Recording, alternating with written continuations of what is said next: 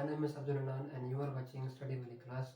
Friends, आज का topic ये है कि what is molecule ion and what is molecular ion. तो अगर हम फर्स्ट ऑफ ऑल देखें कि मॉलिक्यूल क्या है, तो a molecule is the smallest particle of a pure substance which can exist independently. ठीक है। तो फर्स्ट ऑफ ऑल तो ये है ना कि जो मॉलिक्यूल है वो प्योर प्योर सब्सटेंस का जो है वो स्मॉलेस्ट पार्टिकल है, जो कि जो है वो इंडिपेंडेंटली जो है वो एग्जिस्ट कर सकता है। ठीक है। उसके बाद हम देखें तो जो मॉलिक्यूल की जो एटॉमिसिटी है depends on number of atoms present in it. It can be mono atomic, di atomic और ट्राई एटॉमिक एक्सेट्रा। एटॉमिसिटी का मतलब यह है कि एक मॉलिक्यूल में कितने नंबर ऑफ एटम प्रेजेंट हैं। ठीक है। तो वो डिपेंड करते हैं कि कितने number of atom. Molecules of elements may contain one, two or more same type of atoms: helium, chlorine, ozone, P4 acid.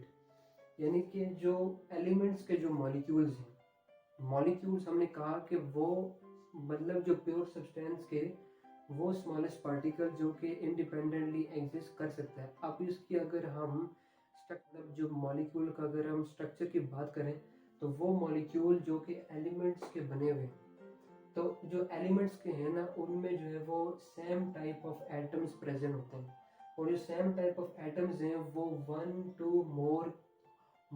One two या फिर इससे भी ज़्यादा हो सकते हैं, लेकिन सेम टाइप ऑफ एटम्स के बने होते हैं। अगर हम एग्जांपल देखें तो हीलियम है, एटॉमिक मॉलिक्यूल है। क्लोरीन Cl2 है, ओजोन O3 है, P4 है, S8 है। ठीक है। Molecules of compounds consist of different kind of atoms. लेकिन जो मॉलिक्यूल्स कंपाउंड्स के हैं उनमें जो है वो different kind of atoms present होते हैं।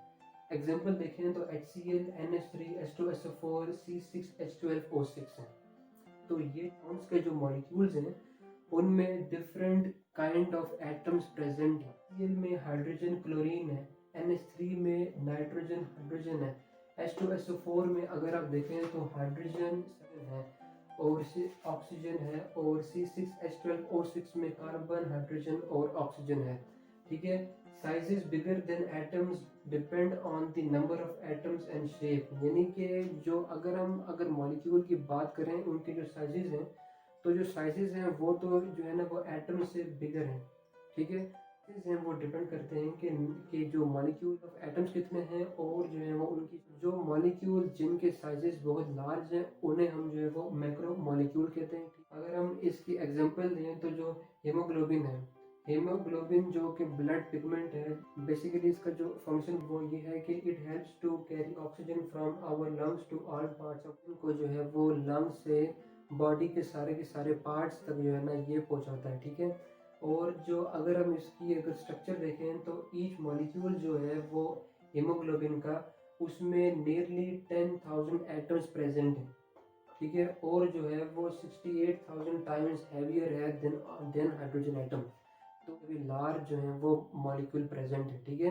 तो मॉलिक्यूल ये हमने जो बात की वो ये है कि मॉलिक्यूल वो सब्सटेंस है, वो स्मॉलेस्ट सब्सटेंस है प्योर सब्सटेंस का जो कि इंडिपेंडेंटली एग्जिस्ट कर सकता है। ठीक है। और जो मॉलिक्यूल की जो है वो दो टाइप्स हैं। एक वो मॉलिक्यूल जो कि एलिमेंट के हैं, जो कि जिनमें एटम्स जो हैं वो सेम होते हैं। ठीक है। और उनके जो नंबर है वो 1, 2, 3 और मोर भी हो सकते हैं। और वो वाले काउंट के हैं उनमें जो है वो different kind of atoms present है। ठीक है। इसके बाद अगर हम देखें आयंस की, तो आयंस आर दो species which carry either positive और नेगेटिव चार्ज। तो आयंस वो स्पीशीज हैं, ठीक है, जिन पर जो है वो या फिर पॉजिटिव या फिर नेगेटिव चार्ज होता है।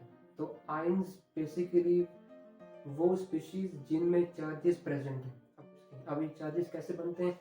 तो एटम लूजेस एन इलेक्ट्रॉन और more electrons to form positive ion which are called cations.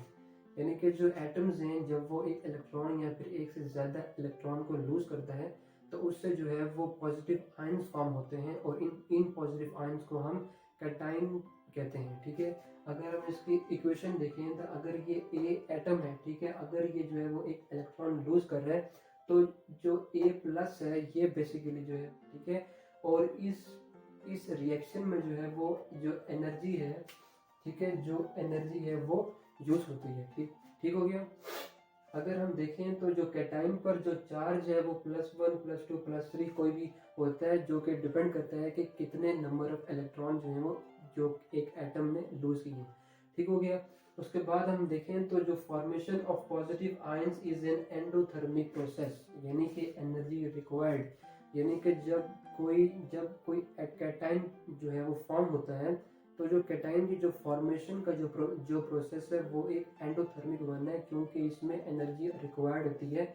हम एक इलेक्ट्रॉन को जो है वो एक जो एटम से जो है वो हम बाहर निकालते, एक सफिशिएंट अमाउंट ऑफ एनर्जी जो है वो जब हम इनपुट करते हैं तो फिर जो है वो जो है वो बाहर निकलता है। ठीक हो गया।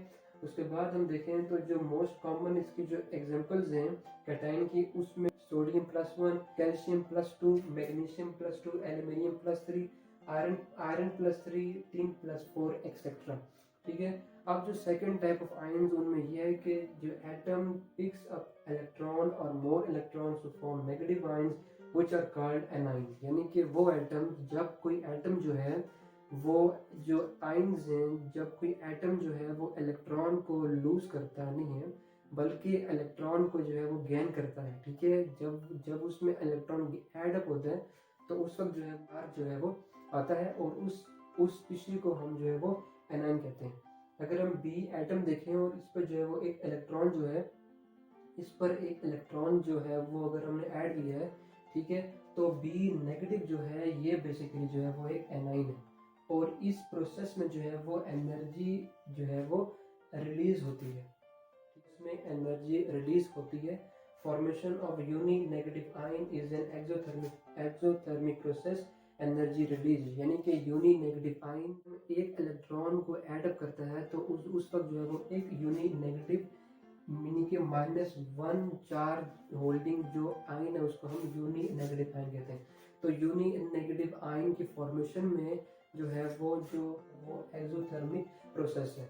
इसका मतलब ये है कि जब कोई इलेक्ट्रॉन दो या दो से ज़्यादा इलेक्ट्रॉन्स को जब वो गेन करता है तो उस वक्त जो है वो एंडोथर्मिक और एक्सोथर्मिक प्रोसेस दोनों हो सकते हैं, जो कि डिपेंड करती जो है वो अट्रैक्शन कितनी है न्यूक्लियस और इलेक्ट्रॉन के बिटवीन में। ठीक हो गया।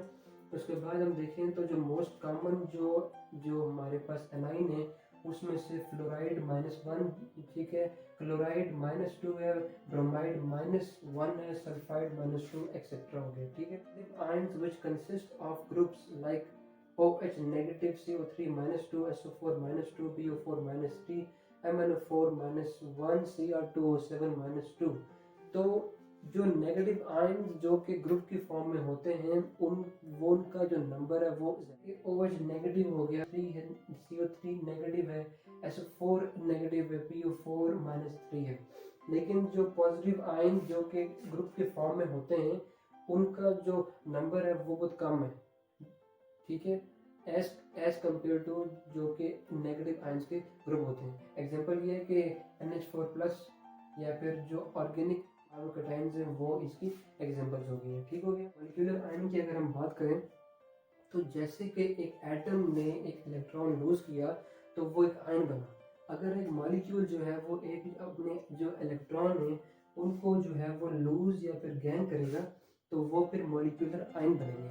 ठीक हो गया। और अगर हम यहाँ बात करें तो जो कैटायनिक जो मॉलिक्यूलर आयंस हैं वो एनायनिक मॉलिक्यूलर आयन से ज़्यादा होते हैं उनके नंबर्स। ये डिफरेंस है मॉलिक्यूलर आयन और एटॉमिक आयन में। एटॉमिक आयन में हमने कहा था कि जो नेगेटिव जो आयंस हैं उनका नंबर ज़्यादा है पॉजिटिव से, लेकिन यहाँ ये है कि जो कि पॉजिटिव मॉलिक्यूलर आयंस हैं उनका नंबर नेगेटिव से ज़्यादा है। एग्जाम्पल अगर हम देखें तो CH4+ है, CO+ N2+, तो ये सारे के सारे जो हैं वो एक मॉलिक्यूलर आयंस हैं। अगर हम देखें कि जो मॉलिक्यूलर आयन जो हैं वो कैसे जनरेट होते हैं, जनरेट हो सकते हैं कि अगर हम जो है वो हाई एनर्जी बीम या फिर जो है वो अल्फा पार्टिकल्स या फिर एक्स रेज जो है वो किसी गैस के थ्रू जो है वो पास करें, तो जब वो एक मॉलिक्यूल ब्रेकअप होगा और जो है वो उससे जो इलेक्ट्रॉन है वो लूज होंगे तो फिर मॉलिक्यूलर आयन जो है वो फॉर्म होंगे। ठीक है। सिर्फ इतना ही, हम मिलते हैं अपने नेक्स्ट के लिए, अपना ख्याल रखिए।